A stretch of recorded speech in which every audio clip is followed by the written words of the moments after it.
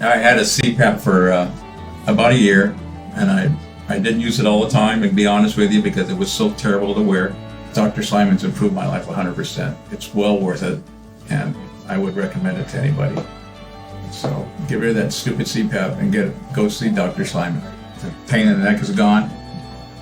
The sleep, I don't have to sleep with that stupid holes in my face every night. I don't wake up as tired.